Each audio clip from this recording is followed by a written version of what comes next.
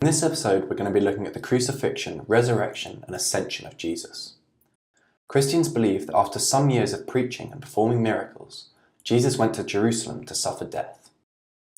Jesus' death is important because as the Son of God, his innocent death was able to become an act of atonement, taking away people's sins.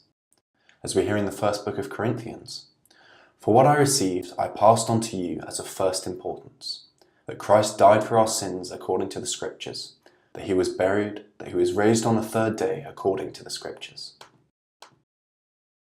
In Jerusalem, Jesus was betrayed by the Jewish authorities who thought he was a revolutionary. Christians believe that 3 days after his death, Jesus rose from the dead and visited his disciples before ascending back up to heaven. So to recap that, Jesus' death is important because as the Son of God, his innocent death was able to take away people's sins. What is this known as? That's atonement. And what are the three parts of Jesus' death? We have his crucifixion, his resurrection, and then the ascension. And Christians believe that 3 days after his death, Jesus rose from the dead, which is the resurrection, and visited his disciples before ascending back up to heaven. In Jerusalem, Jesus was betrayed by the Jewish authorities who thought he was a revolutionary. Jesus was convicted by the Jewish council of blasphemy and then taken to the Roman governor for him to confirm the sentence of death. Pontius Pilate, who was the Roman governor, condemned Jesus to death by crucifixion. Jesus died by crucifixion and was buried in a nearby tomb. There are contemporary historical accounts to support the idea that Jesus was executed by the Romans. Now let's look at some of the features of the Jewish portrayal of Jesus. We know that Pontius Pilate condemned Jesus to death by crucifixion, that Pontius Pilate was the Roman governor, and that the Jewish council convicted Jesus of blasphemy. And to recap that once more, what did the Jewish council convict Jesus of? That's blasphemy. Now let's look at Jesus' resurrection and ascension. Christians believe that 3 days after his crucifixion, Jesus rose from the dead and was eventually witnessed ascending back up to heaven. The Gospels record that Jesus appeared a number of times to his disciples after the resurrection. The same historical accounts confirm that the early Christians preached their belief in Jesus' resurrection. After his resurrection, Jesus appeared in a different form, his resurrected body, and was able to appear and disappear at will.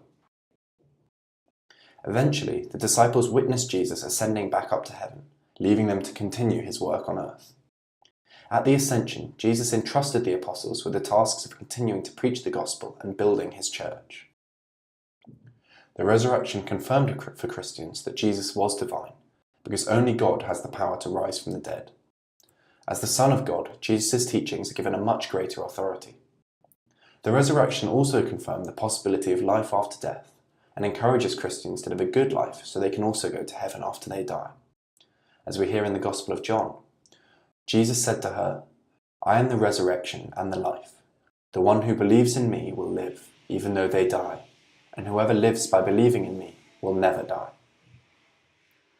Some Christians do not accept the bodily resurrection of Jesus and say that the idea of Jesus being alive again is not to be taken literally.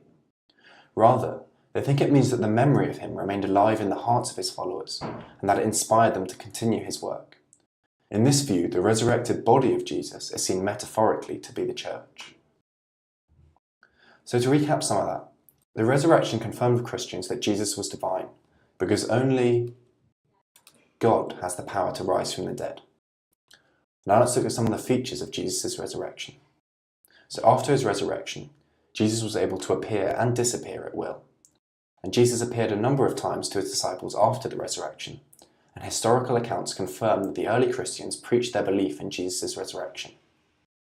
And how did Jesus die? That was by crucifixion.